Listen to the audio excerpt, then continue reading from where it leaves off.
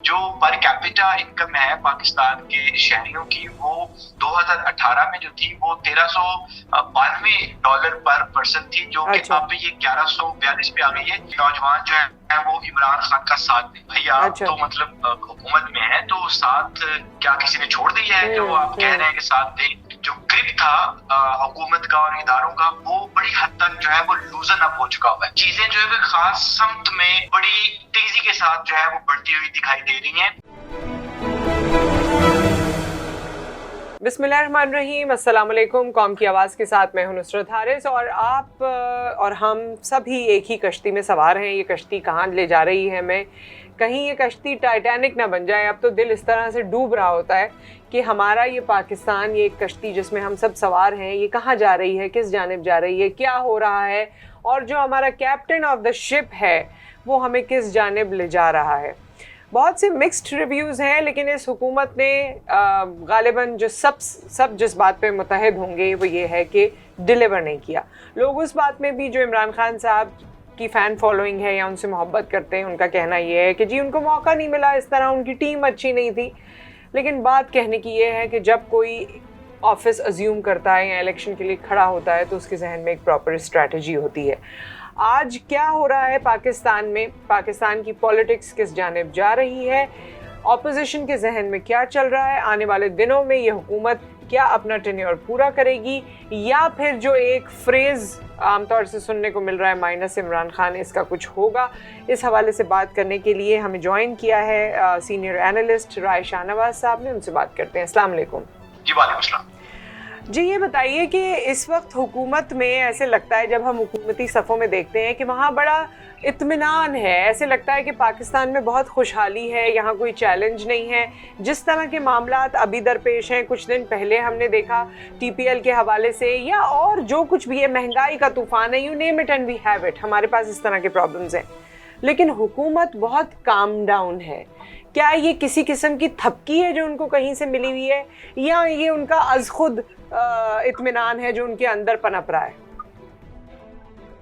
अच्छा, मेरे ख्याल में हुकूमत के पास जो है वो इत्मीनान पोज करने के लिए, मैं इसको पोज कहूंगा जी, कि अगर आपके पास एक चीज ना भी हो तो आपको अगर प्रिटेंड करना हो उसको, तो आपके पास कोई और चारा है नहीं।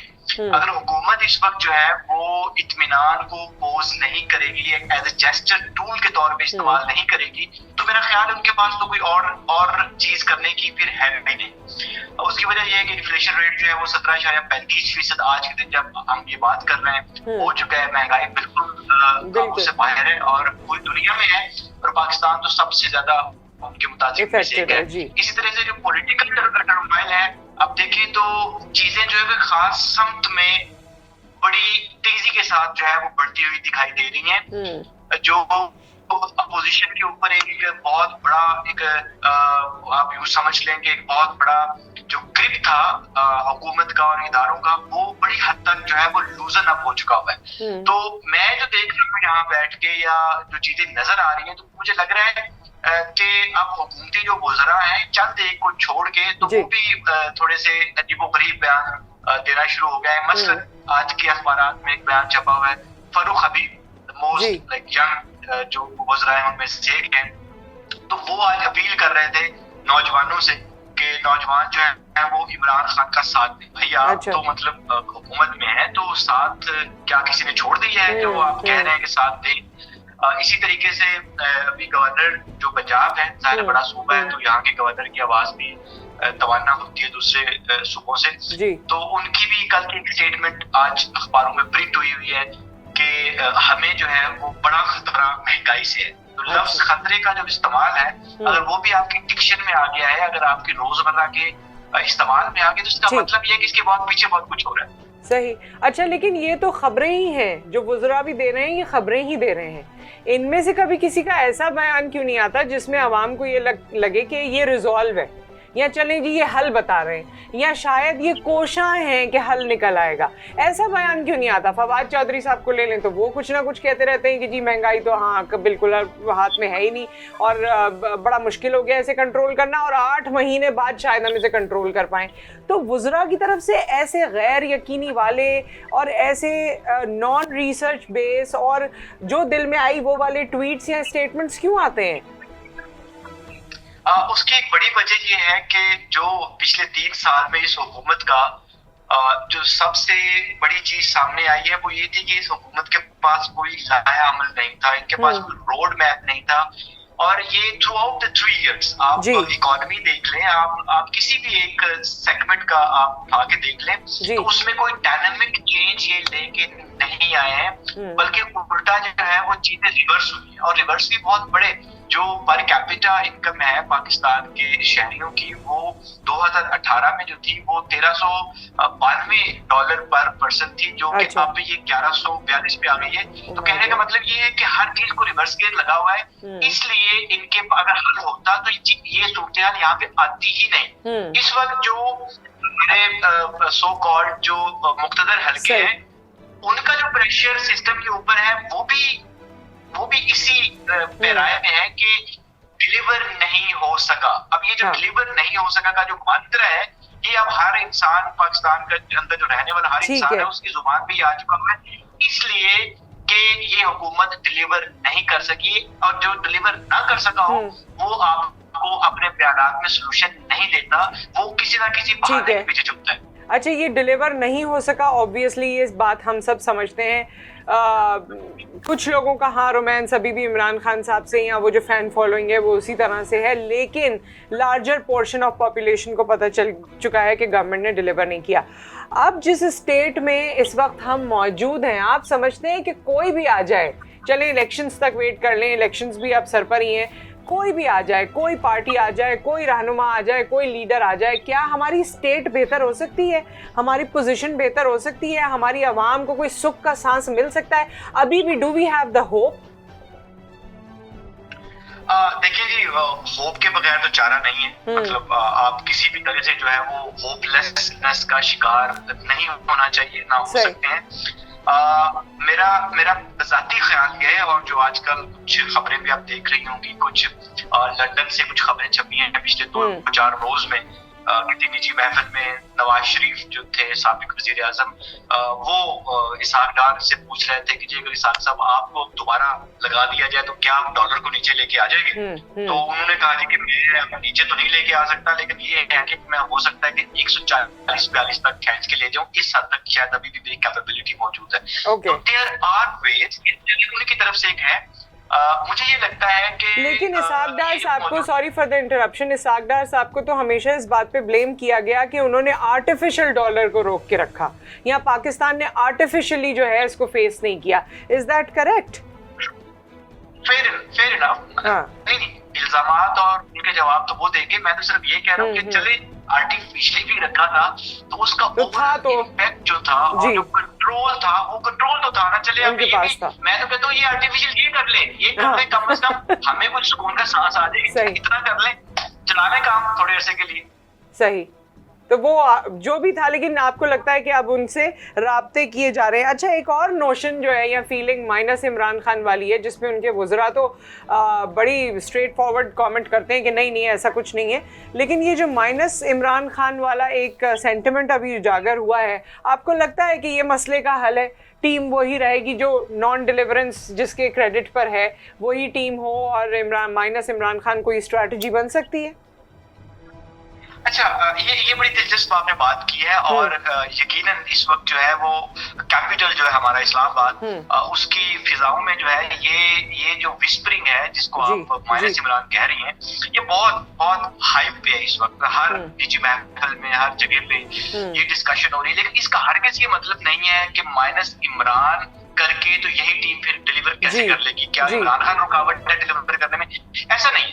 हुआ ये है कि जो मुख्तलिफ प्रोपोजिशंस चल रही हैं इस हवाले से जिसमें माइनस इमरान हो रहा है, वो इसलिए हो रहा है कि जो मुख्तदर हल्के हैं सो कॉल्ड, उनकी तरफ से एक प्रोपोजिशन आई है, कुछ इस तरह से विस्परिंग की शक्ल में आई है कि क्योंकि ये इत्तलात भी आ रही है कि नवाज शरीफ के साथ जो बैकडोर बातें चल रही हैं, तो उसमें उनका जो पहला एक इनके सामने एक अपना कह लें कि मुद्दा रखा हुआ है उन्होंने, वो ये है जी कि हमें अर्ली इलेक्शन चाहिए। अब जो पाकिस्तान का कॉन्स्टिट्यूशन है राइट नाउ, जो कॉन्स्टिट्यूशन इन प्लेस है, उसमें सिर्फ और सिर्फ ये इख्तियार वजीर आजम पाकिस्तान के साथ है कि वो स्टेप डाउन हो और उससे पहले वो असेंबलियां तोड़े।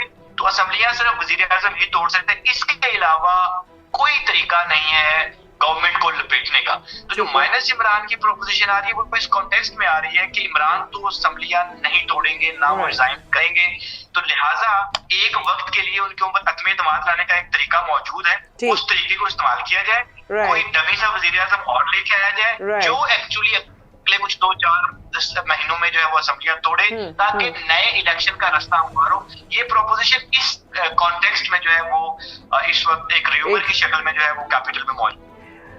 पिछले दिनों हमने देखा जिस तरह हुकूमत को चैलेंजेस थे, उसमें ऑपोजिशन ने, आप उसे मैच्योर बिहेवियर कह लीजिए या मसलहतन खामोश रही, और ऑपोजिशन ने उसमें वो पॉइंट स्कोरिंग नहीं की जो कि छोटी छोटी बातों पे ऑपोजिशन करती है।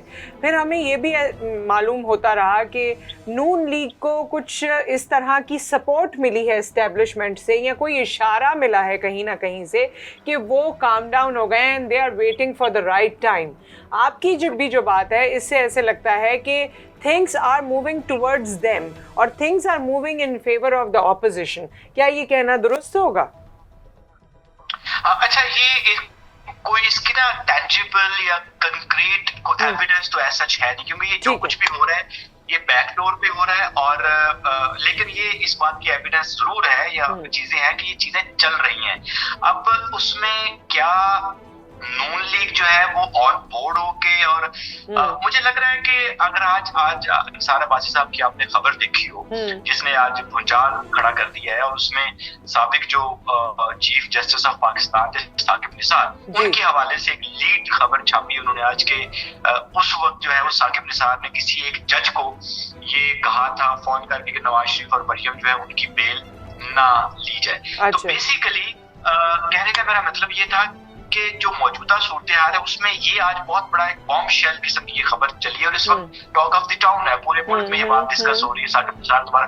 तो ये जो नवाज शरीफ और मरियम फैक्टर है ना जी मुस्लिम लीग नून के अंदर, मुझे तो ये दिखाई नहीं देता कि वो तो अभी भी जो है वो लड़ाई के मूड में मुझे दिखाई देते हैं, उनके बयानात, उनकी स्ट्रैटेजी। तो जैसे जैसे वक्त गुजरता है तो वो मुझे लगता है कि सारी डेवलपमेंट से वो को मरूब नहीं है। और दूसरी बात जो आपने कही ना जी कि अपोजिशन ने पॉइंट स्कोरिंग नहीं की, इस पे चूंकि डिफरेंट जो अपोजिशन रहनुमा है उनसे बातचीत रहती है और ये सवाल उनसे किया जाता है कि आप लोग इतने खामोश, तो आगे से मुस्कुराते इस बात में हैं जी कि हम किस बात का, इस हुकूमत के ऊपर इसका अपना बोझ इतना ज्यादा बढ़ चुका हुआ है कि किसी को कुछ करने की जरूरत नहीं है। तो हम तो देख रहे हैं कि ये गिरते कैसे, तो हमें जरूरत ही नहीं है, क्योंकि वो ऑटोमेटिकली जिस भंवर में ये तो राय शाहनवाज साहब, हमारे पास फिर चॉइस क्या बचती है? We don't have any choice then. मतलब अगर इलेक्शन हो भी जाते हैं, चलें किसी को डमी लाया जाता है या ये हुकूमत अपना टेन्योर पूरा करती है,